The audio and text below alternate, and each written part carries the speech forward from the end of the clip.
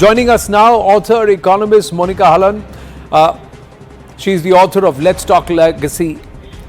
Monika ji, namaste. Thank you very, very much for joining us here on this edition of The Right Stand. Let's start with the S&P ratings that came in earlier this week, where they've actually looked at India's outlook and they have moved it up from stable to positive.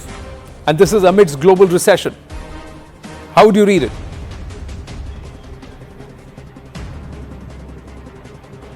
So the rating has not gone up yet, Yes. but the outlook has changed, which is basically a precursor to the rating upgrade. So I think S&P has given a runway of about 2 years for the rating upgrade to happen, should the country continue on the path that we've been on for the past few years, which means fiscal consolidation, which means government expenditure on investments. So all the reform which has happened in the previous years, should that path be walked on, then we are looking at an upgrade. And remember, the upgrade is a very important thing for foreign investors to make an allocation of their money to India. So that's a hugely positive step to happen in the future, should that rating upgrade happen. But the rating upgrade also, does it take into consideration the global economic factors? How much of it will impact Bharat? Because we seem to be a lighthouse. All around us there is global recession.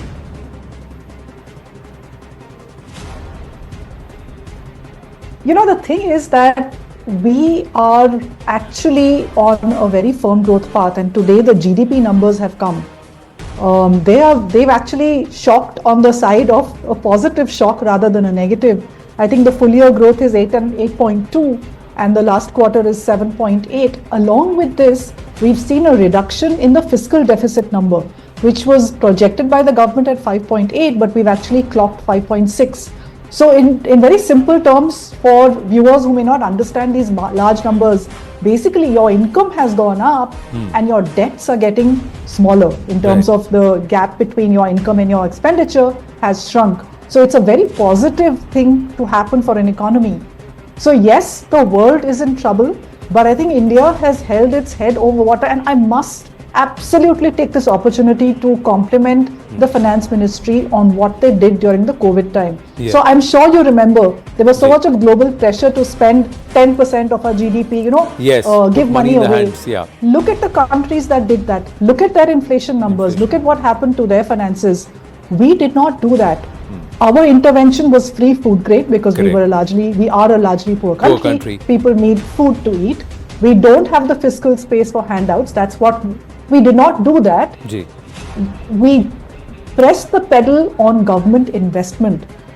The fruits of that tree are now coming into action. We are beginning to see the impact of the steps which the world did not agree that what we did. We are seeing the positive impact of that.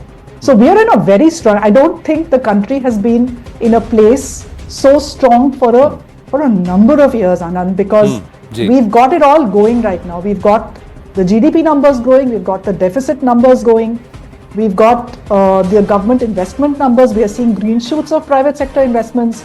We need a consumption boost, but RBI has kept its rates very high, so the potential of a rate cut certainly exists, which will then give a boost to private sector investment, as well as investment by the retail into things like housing and others. But there is a lot of criticism about these numbers by the opposition, who are claiming that employment is rising, inflation is rising, and the government is actually window dressing these numbers to make it look good. As an economist, how would you want to react? You know, at some point you have to trust the numbers given out by the government.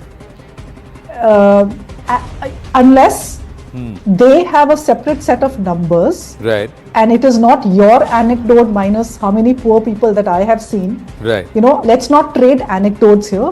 Let's just rest with numbers. So maybe the opposition can do a really smart thing and look at some data-based rebuttal of these numbers. In the absence of that, I think they should just not speak and make a fool of themselves by talking of anecdotes, because that's not how economics works. So you have a set of government data. The world believes this data. I'm not so sure why opposition does not believe this data. And in the absence of their numbers, we will just take these and feel happy, shouldn't we? True, but the other aspect I wanted your opinion on, 100 tons of gold, 1 lakh kilograms of gold has been brought back recently, relocated from the Bank of England back to Bharat. Is this a trend of de-dollarization that we are seeing? Bharat has also been buying a lot of gold and converting its bullion, increasing its bullion stock. How would you read this? The world is looking for an alternate currency to the dollar. Obviously, it doesn't want to go to the yuan for very obvious reasons. You don't want to do that. There isn't a third currency which can today become the store of value. As a currency, as a global currency, you need a store of value, something which holds it together. I would interpret the buying of gold as the world looking for an alternative to the dollar. It's not happening in the near future. Dollar is reigning supreme. The US economy is still doing well. So I don't think there is going to be a currency which is going to replace the dollar. But I think every country is trying to hedge its reserves. It's trying to build up the gold reserves as simply a store of value. And on your point of getting the gold back, look, I think for Indians, gold is a very emotive metal. Ji. It's used in our weddings, it's used as Tridhan, it's used as a measure of, so if you go to sell gold as an individual, it's usually taken as a really, a calamity has befallen your house that you've had to sell your wife's jewelry.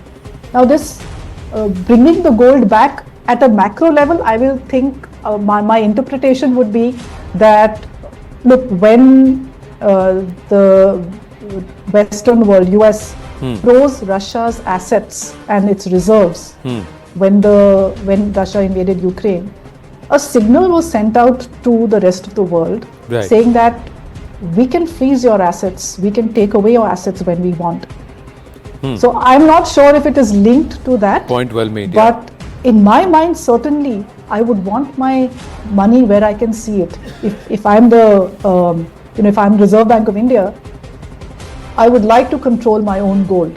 So that could be one. The other is purely emotional for a country like India to see 100 tons of gold coming back after that humiliation of the 91 shipping of gold to the UK to give IMF confidence. So I think I will look at it both ways. One could be a strategic move. I'm not sure if RBI had in mind such a thing.